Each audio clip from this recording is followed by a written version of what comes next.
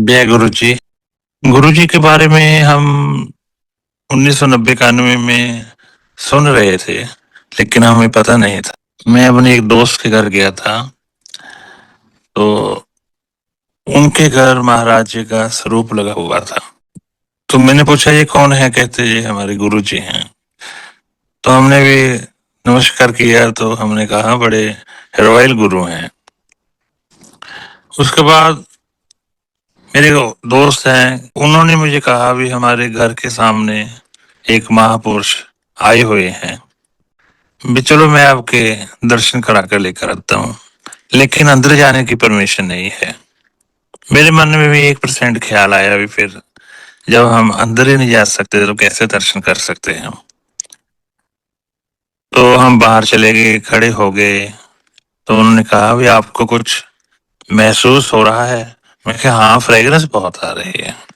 कहते यही उनकी पहचान है। थोड़े दिन के बाद मेरे जो दोस्त के घर मैंने महाराज जी का स्वरूप देखा था, उसने बताया वे हमारे घर गुरुजी आ रहे हैं।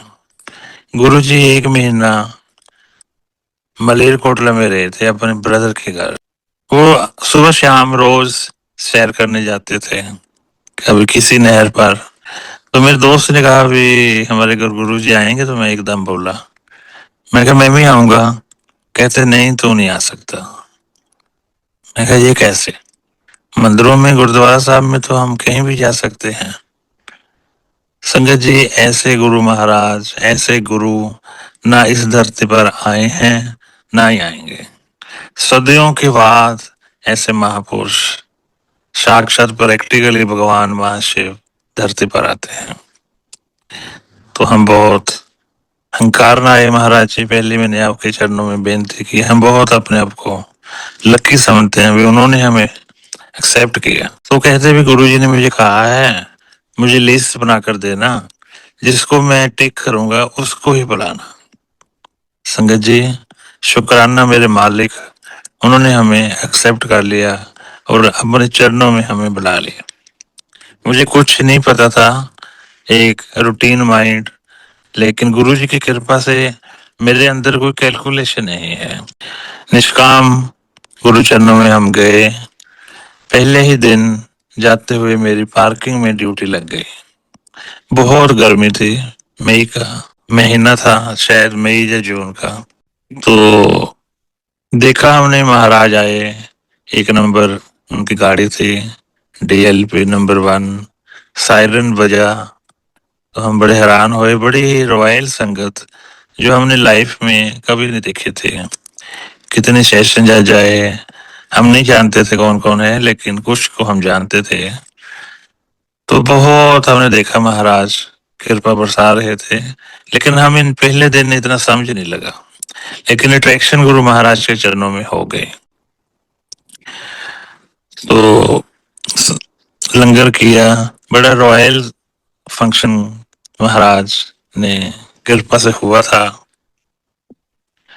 उसके बाद महाराज जी ने कभी पीछे मुड़कर नहीं देखने दिया।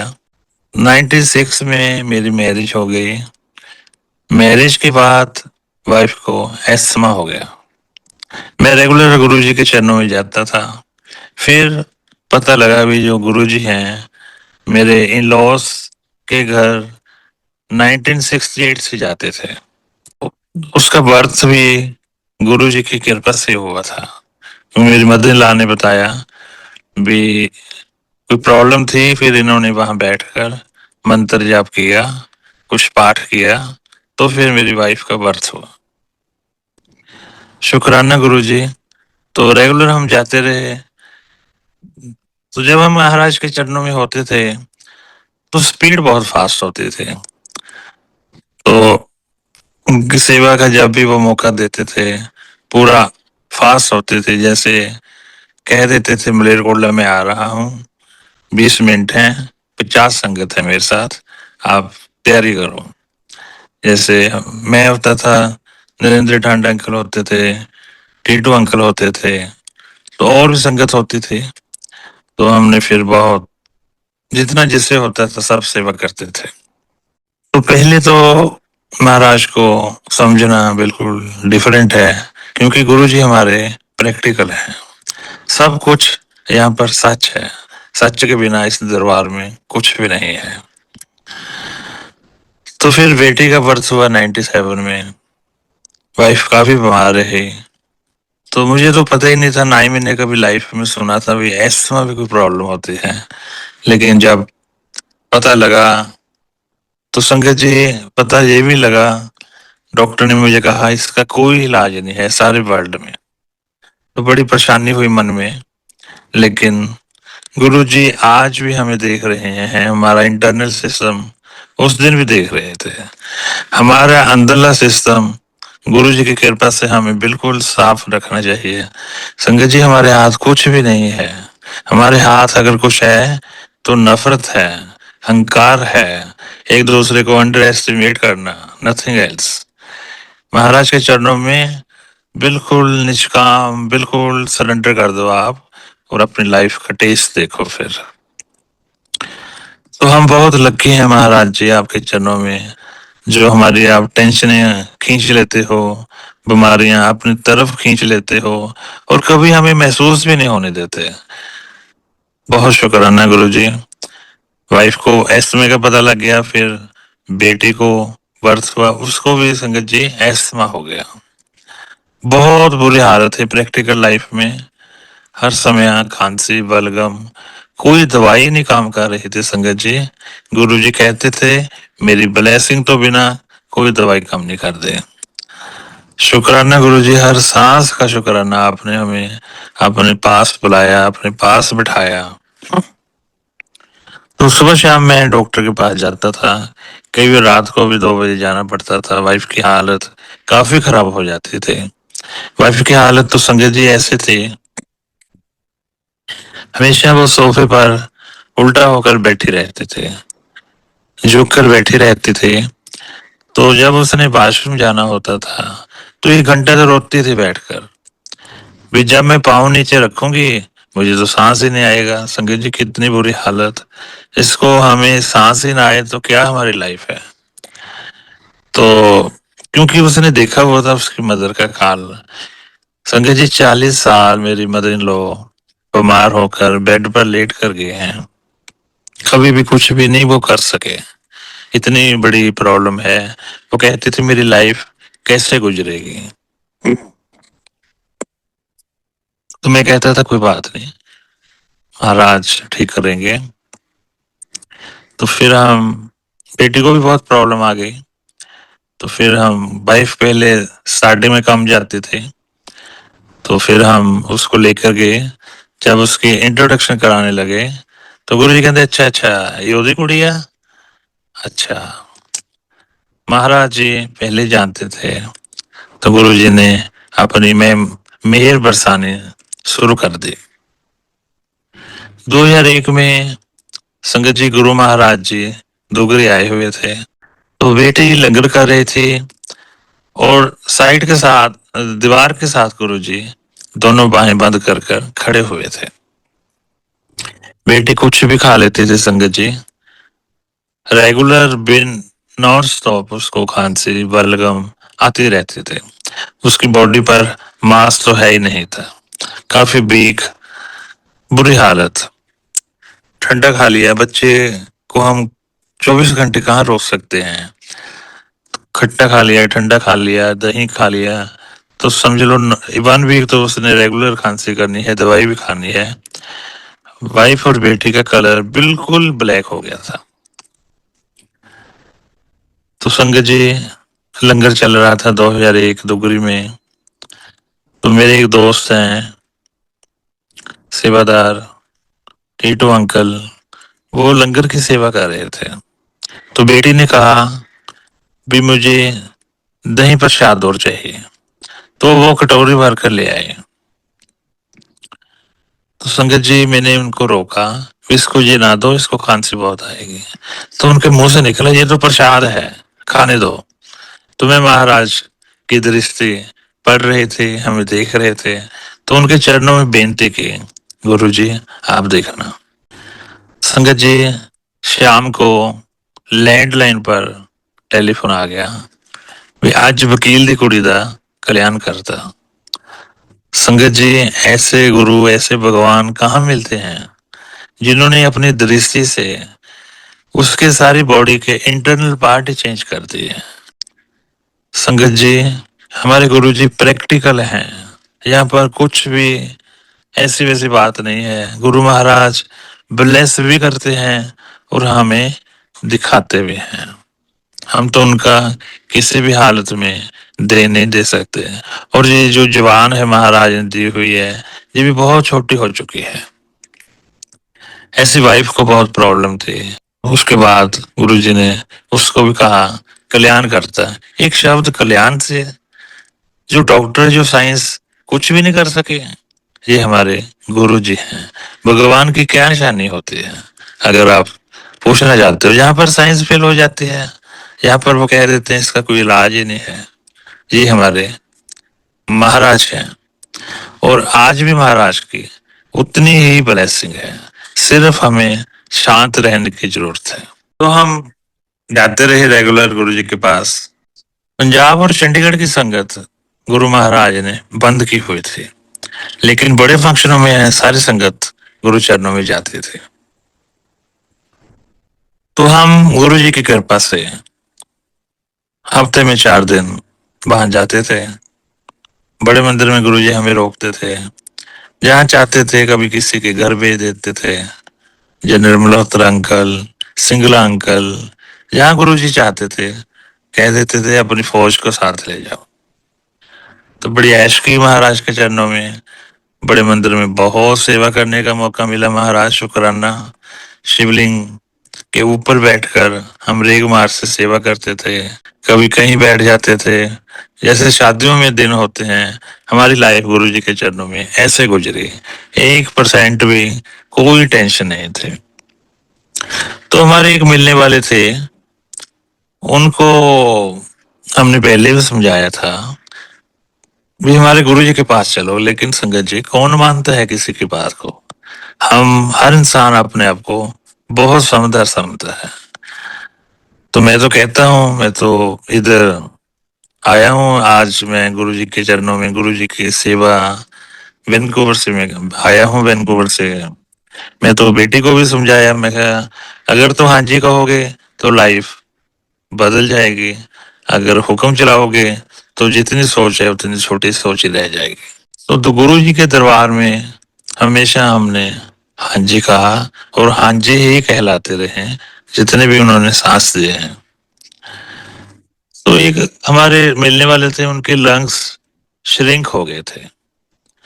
तो लंग्स श्रिंक हो जाए तो इसका कोई इलाज नहीं है। तो सारे वर्ल्ड में उन्होंने अपने चेक किया तो सभी ने जवाब दे दिया। तो एक दिन पीजी वो इलाज करा रहे थे चंडीगढ़ में।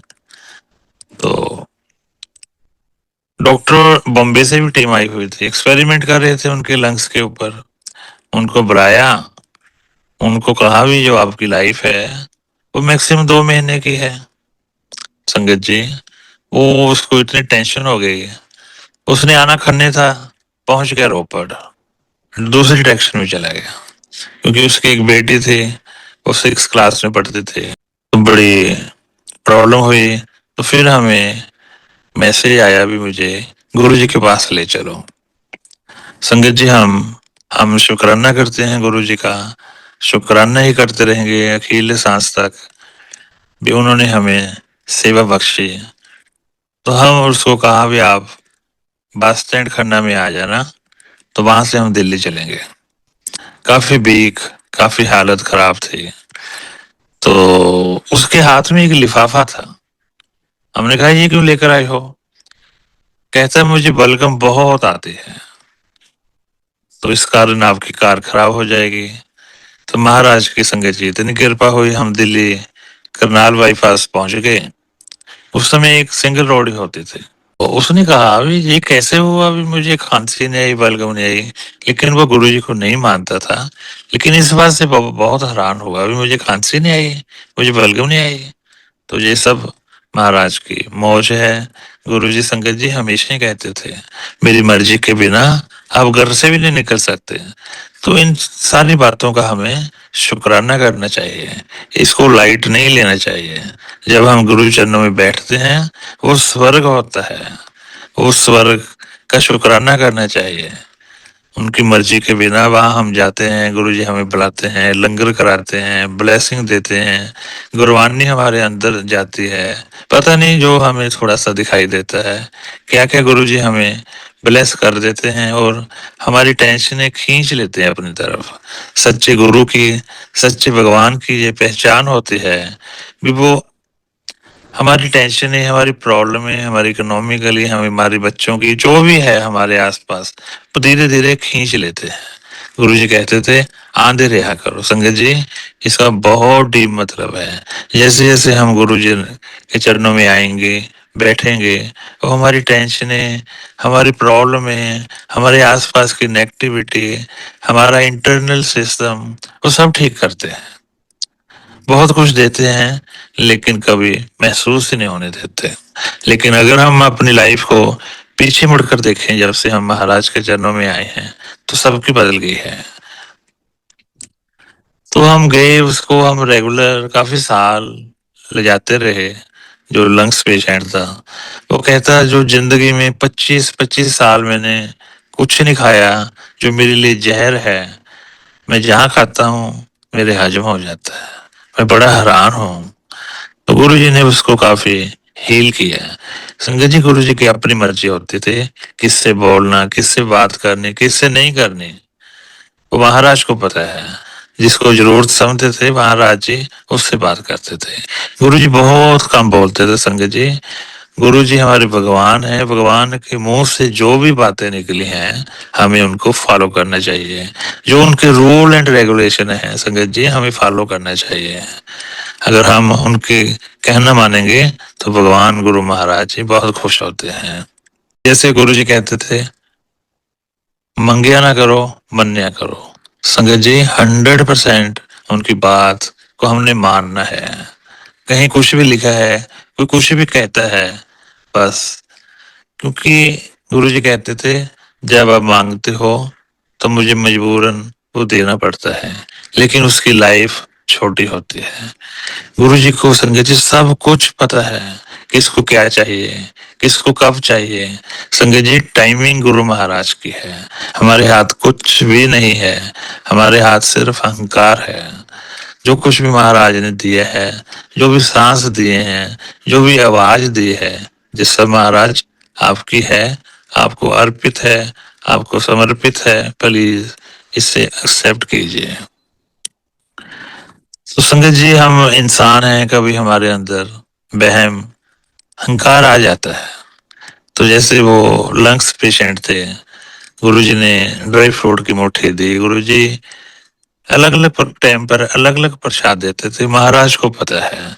कभी लड्डू का प्रसाद, कभी ड्राई फ्रूट का प्रसाद, कभी टॉफियों का प्रसाद, कभी जलेबियों का प्रसाद, महाराज जी को पता है। कभी आम का, कभी बेरों का, गुरु महाराज को पता है।